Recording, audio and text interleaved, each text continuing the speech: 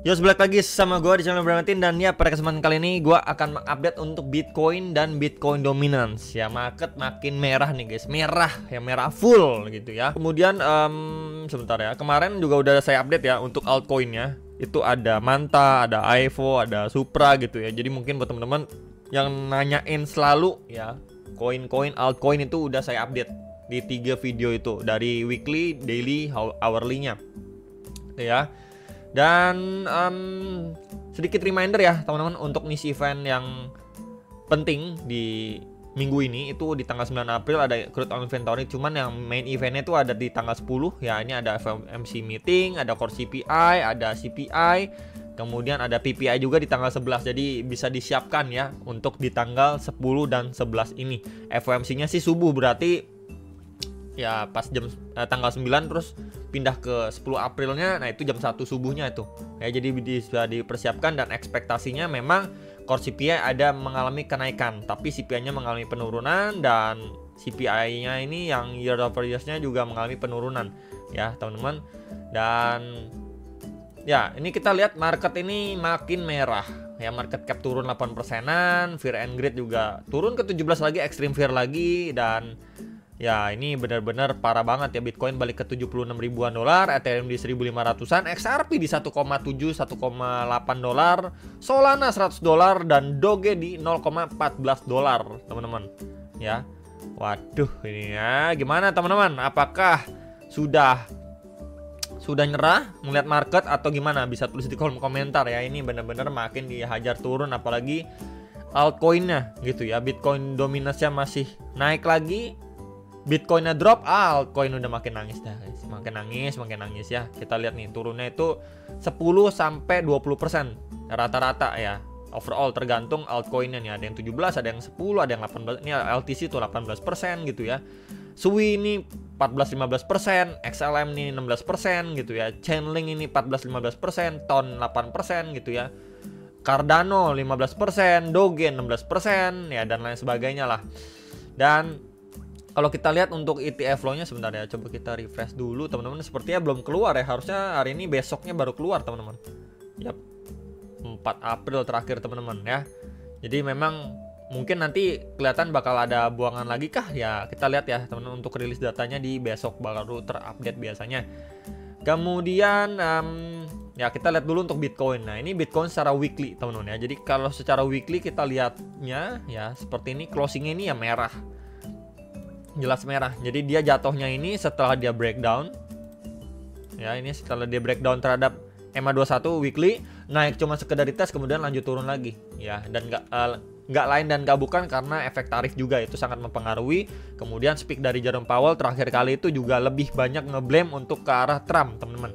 Nah sekarang kalau kita lihat memang dari dari lowest ke highest terakhirnya, swingnya ini kan satu swing terakhir dia ketahan sebelumnya di 0,5. Nah sekarang kelihatan ini udah makin turun, maka kita bisa melihat untuk next di berapa retracement 0,6 nih ya, atau sekitar 72.000 teman-teman.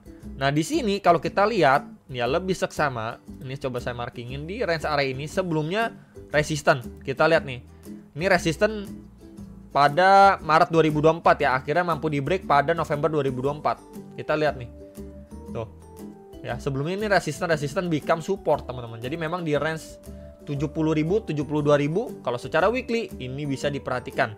SNR sebelumnya plus juga di sini ada Fibo 0,6-nya. Ya, jadi kita ngomongin the worst case untuk dia bisa turun. Ya, ini bisa diperhatikan ya. Kalau secara weekly pantauannya di 70.000 lah angka psikologis, teman-teman. Ya, jadi masih bisa turun sekitar 6.000 7.000 dolar lagi masih possible gitu ya, apalagi menjelang rilis data CPI. Ya let's see, katalis terdekat adalah apakah nanti Trump bisa mungkin meringankan tarif gitu ya. Ada good news dari tarif kah atau good news dari CPI, yaitu mungkin ya statement terdekat itu bukan statement tapi event yang terdekat CPI dan yang bisa merubah sentimen market, yaitu dari tarif Trump ya. Sedangkan untuk FOMC mungkin masih template ya dari Jerome Powell, kan kita udah sering banget ya melihat dia itu speak itu sering banget template, dan ya kita nggak bisa berharap banyak lah untuk FOMC meetingnya. Nah secara daily gimana? Secara daily sebenarnya kan kita ini dari outlook terakhir ya masih di bawah di trend resistance, Dan terakhir kali pun naik cuman sekedar retest aja nih terhadap EMA21. Kemudian dia lanjut turun lagi, teman-teman. Nah, sekarang secara daily ya. Secara daily dia closing tadi pagi di 78.300-an, kemudian ini lanjut turun. Nah, ini kan week lowest sebelumnya ya, atau terakhirnya. Ini belum di take out, teman-teman. Ini pada 11 Maret gitu ya. Masih bisa nggak turun lagi malam ini? Kalau malam ini turun lagi ya possible, teman-teman. Cuman kita lihat dulu nanti besok pagi closingnya seperti apa. Apakah merah pekat kayak gini, atau dia cuman testing lagi ke 70.000 ya, testing lagi, visit lagi ke 70.000, kemudian closing di atas, bikin week candle panjang, teman-teman. Ya mungkin at least kayak gini gitu. Nih, waktu dam kayak gini, week, terus nggak lama dia ada recovery. Nah, bisa aja nanti recovery ini mungkin didukung sama CPI atau good news dari Trump, mungkin sesaat aja.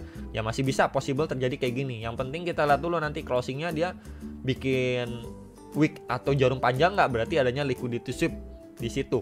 Cuman ya kalau selama itu belum muncul, ya udah kita akan bermain di range area bawah, karena ya terakhir kali ini buangannya masih strong kayak gini ya. Masih belum adanya direction yang tepat, teman-teman. Ya untuk secara daily dia cuma testing di lowest area sebelumnya ya. Tinggal kita menunggu aja sebenarnya sih ya untuk besok pagi seperti apa secara daily. Tapi ya balik lagi, kalau teman-teman nanyain kalau sekarang condongnya kemana, ya lihat aja dari rejection sebelum-sebelumnya nih. Ini reject strong, naik berkorektif, reject lagi strong gitu ya. Jadi memang overall masih lemas. Dan kalau kita lihat dari daily ya tunggu closingnya seperti apa. Tapi kalau misalkan kita lihat secara hourly, khususnya 4 jam ya, ini terakhir kali pun kita lihat ya, di sini dia going up, testing ya sampai area supply, bikin wick di high sebelumnya, kemudian udah reject strong lagi di situ, reject lagi ya di sini tuh, sempat naik testing aja di SNL sebelumnya nih di 84.600-an, kemudian langsung akhirnya reject strong sekarang. Nah ini kan wick ya, wick candle yang pada 11 Maret tersebut ini udah hampir di take.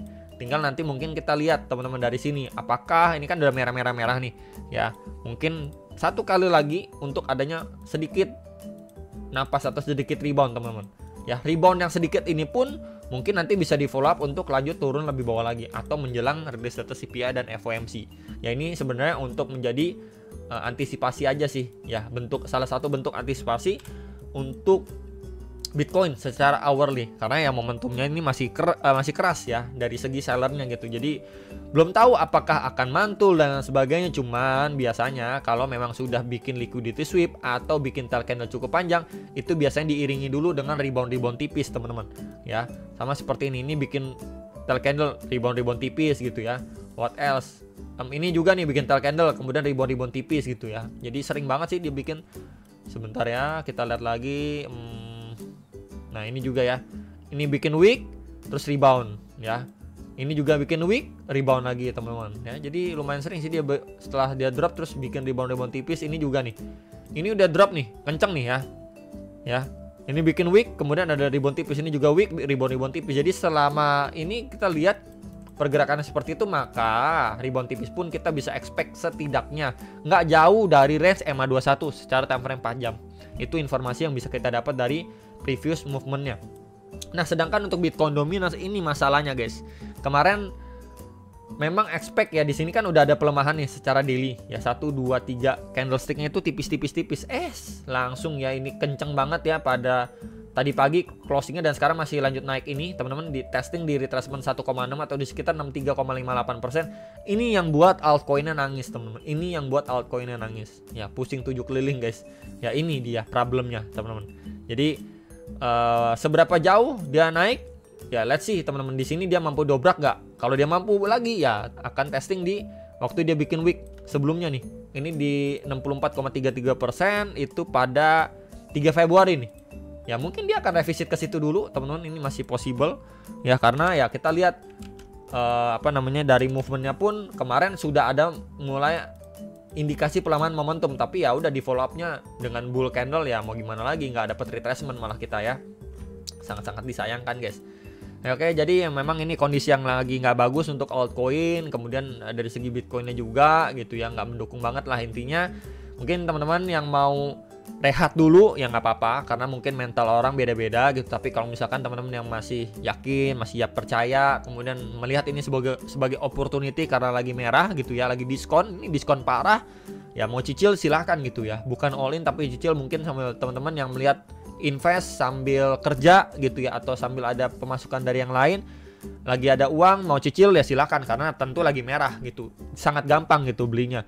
Kecuali waktu lagi ijo-ijo ya, waktu lagi ngepam ya tentu bingung nih ya, lagi ijo-ijo kayak gini beli di atas gini ya bingung belinya ya. Sekarang udah lagi di bawah lagi koreksi gini jauh lebih mudah ya, tinggal kesabaran dan mental aja sih teman-teman sebenarnya.